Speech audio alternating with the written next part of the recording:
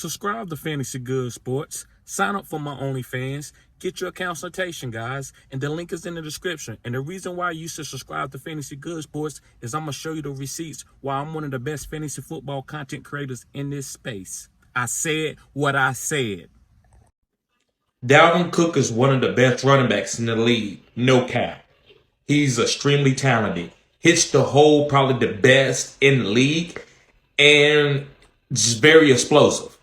But am I going to draft Dalvin Cook in the first round like people have been doing the last 2 to 3 years? I can't do it, guys. I like to have healthy guys going down the stretch. I'm a zero RB guy. And the reason why I'm a zero RB guy is because of guys like Dalvin Cook. I'm not riding Dalvin. I understand he's a great talent. But I need guys that are healthy going down the stretch. Guys that are catching momentums. That's how you win your fantasy leagues. You rarely get a running back in week 1, right, that you drafted, and he goes and he booms the whole season without getting hurt. So I'd rather get a guy that may take a little while to get started, like a rookie or a second-year guy, and then he booms for me in the fantasy football playoffs. And I don't believe Dalvin can stay healthy a full season. Kenneth Gainwell kept Antonio Gibson out of the running back position from a full-time type running back position. Now, I know a lot of people may think that Antonio Gibson is more talented. And as far as athletically, he is. But passing skills, going out for pass patterns, I don't think it's been a better route running back that I ever seen in the history of the game better than Kenneth Gainwell. I said what I said. I haven't seen a better running back go out for passes than Kenneth Gainwell. Now, running between the tackles and playing just regular running back through our formation, yes, he's maybe not the best running back to do that, but he's a great running back as like a satellite back, and he can have his own market, kind of like Austin Eckler was with the Los Angeles Chargers when they had Melvin Gordon. Stuff. I can give you Aaron Donald for defensive MVP. I can give you Minkah Fitzpatrick for defensive MVP. I can give you guys that you could probably say that they can win it. TJ Watt, it's a lot of players that you can say probably gonna win MVP. But I'm looking for a guy where I can put $5 and $10 on and make $1,000 in case if it does happen. And I'm not worried about that 5 or 10. So the guy that I'm telling you that you should be picking for defensive MVP for a prop bet is Michael Parsons. Yes, I said it. Michael Parsons, guys. The linebacker from Dallas Cowboys. And let's check this out. I know a lot of you are going to disagree with me, but listen. Michael Parsons has similarities to Lawrence Taylor. I said what I said. Michael Parsons, he has similarities to Lawrence Taylor. So listen, guys, I feel that Michael Parsons can have 10 sacks. He can have 2 or 3 forced fumbles, 2 or 3 picks, and make a lot of big plays for the Dallas Cowboys. And that can put him in a position to win defensive MVP. This guy is extremely fast. This guy runs 4.443, coming off the edge. Strong, quick. Got good anticipation, can read offenses, know what they're doing on pre-snap. He has a chance to be the MVP, guys, because he's going to be implemented in the game plan at different levels, from getting interceptions to forced fumbles to sacking the quarterback and to just making tackles, playing a running back. And this guy, he's young and vibrant. He's chasing everybody down on the backside. Kind of like when J.J. Watt was young, playing out of his mind. That's Michael Parsons. So I love to put down $5 or $10 to win $1,200, $1,500, $2,000 for Michael Parsons to win MVP. Defensive MVP. Yes, guys, I said it. So Michael Parsons can be one of the only rookies to win MVP. Now, I don't know. It might be other. I haven't checked my stats. But there can be other guys that have won MVP as a rookie. But I don't know many. I don't know none myself. So I haven't looked, so I got to go check that out. But I like Michael Parsons this year to do that, guys. So listen, guys, I'm not going to hold you up on this video. But listen, make sure you go on a website, find your website that do bets. I know a lot of you do that. Go to Michael Parsons, put his slip in for defensive MVP, and be ready to collect the bag. And if it don't, guys, what is it? It's $5 or $10. So, guys, thank you for tuning in to Fantasy Good Sports. It's your boy, TD. Make sure you subscribe to my OnlyFans, where I give you cutting-edge content, guys, and I'm available for you. Uh-oh! Guys, do we have another Randy Moss? Yes, I said it, guys. Do we have another Randy Moss? Christian Watson from North Dakota. Yes, guys, this guy is 6'4", 208. This is basically similar to Randy Moss. I said it, guys. I believe this guy's going to be the next Randy Moss. Now, listen, is he the exact same thing as Randy Moss? No. But is he going to be similar? I believe so, guys. Hey, I don't know where he's going in the draft. This is a couple days before the draft. I believe he should be a top 20 pick. I would even be mad if they draft him in the top 10. Yes, I said it, guys. And you can say that I'm going too far or whatever you may say. It's fine. I take it. It is what it is. That's the way I do my content. But I think this guy's going to be the next Randy Moss. His name is Christian Watson. Yes. Let's get on to this 0 RB. 0 RB. I said what I said now. 0 RB. I'm a 0 RB guy. A lot of people don't like it. I've been hearing people out talking junk about my 0 RB strategy. It's fine. Hey, we all skin cats different, right? But I'm going to show you how to skin cats, how to win championships, guys. Guys, pick up Taysom Hill. This guy in a tight end premium league is going to be a secret weapon. Yes, I said it. Pick up Taysom Hill, a secret weapon. And you know why he's going to be a secret weapon, guys? In the green zone. This guy might have 10 rushing touchdowns playing tight end. Yes, I said it. Also, guys, he's going to have receiving touchdowns in the green zone. He's going to play running back, quarterback, and wide receiver. So they're going to use this guy because they did not draft a bell cow running back this year. So they're going to use Taysom Hill to help them score points. He has a nice contract. Don't forget about that. So they will use him. He's just not going to be a guy sitting on the bench. So if in tight end premium, this is a cheat guy. Make sure you pick him up. Peace. I said it. Jalen Hurts. Now listen, guys. Jalen Hurts, he's a young quarterback. So us judging him like, get him out of there. He's not ready. He has to start. He only started one 18 game schedule, right? So he give him another one and then another one. Give him like 2 to 3 years to develop. He's getting better every single year. That's all you can ask for with a quarterback, right? You have to keep getting better. Even Tom Brady at 40 is getting better. Like Tom Brady works on his game. He just ain't going out there because I'm so good. So Jalen Hurts is working on his game, and I love it. And the caveat, and y'all know this, AJ Brown, new brother in town. AJ Brown, new brother in town. Yes, guys, AJ Brown is his number 1 wide receiver now. Now Devontae Smith can be the guy that he can be and not worried about getting double teamed and bumped and taking a lot of big hits. I think this guy is an alpha receiver also, but I think he's more of a better number 2, like a Reggie Wayne, a secondary guy, right? But I think he still is an elite guy. So now with AJ Brown taking all the top coverage and the roll coverage, Devontae Smith can eat.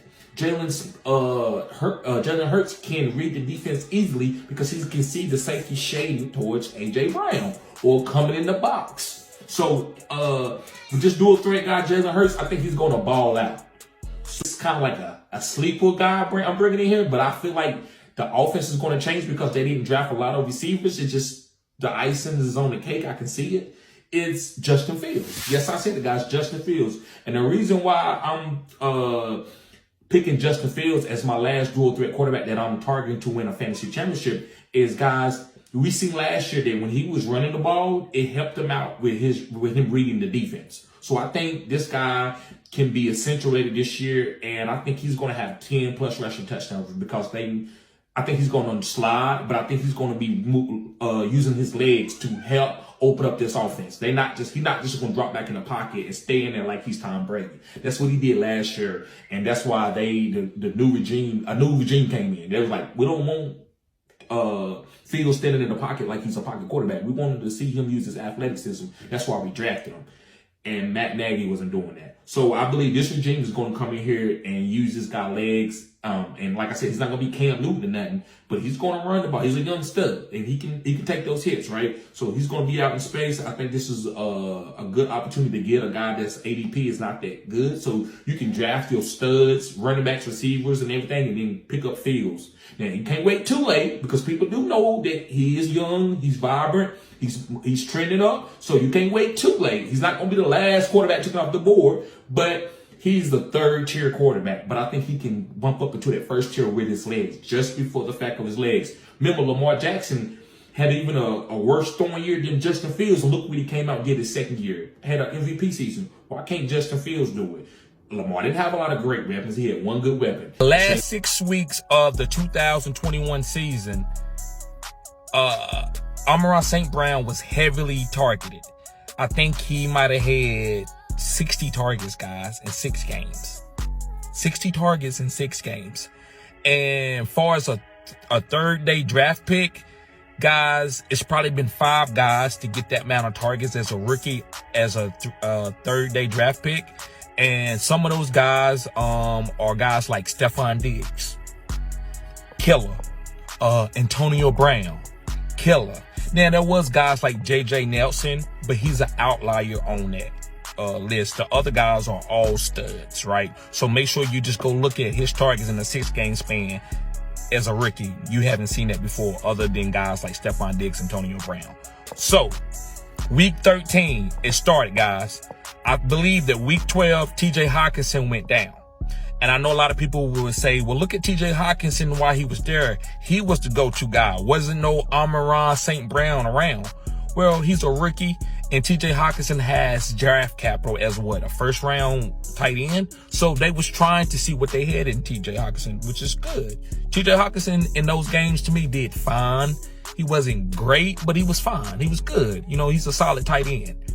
But when Amon-Ra came in week 13, he boomed, and them hyper-targeting Amon-Ra was way better than them hyper-targeting T.J. Hockenson.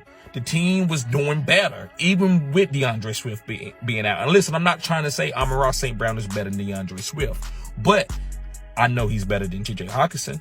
And I don't want to be disingenuous to T.J. Hockenson knowing that he's a tight end. I don't expect a tight end to get targeted like a good wide receiver unless you Kyle Pitts or Travis Kelce or Mark Andrews. So I don't believe T.J. Hockenson is that. So guys, hit me up in the comment section and let me know what you think about T.J. Hockenson. If you think T.J. Hockenson is a solid tight end, his trajectory is booming to the moon or is going to the ground, right? Let me know what you think about T.J. Hockenson. Saquon Barkley.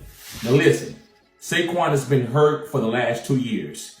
He had a bad knee injury 2 years ago, and then last year he had an ankle injury. Excuse me, guys. And before that ankle injury came, he was on his way to start booming again.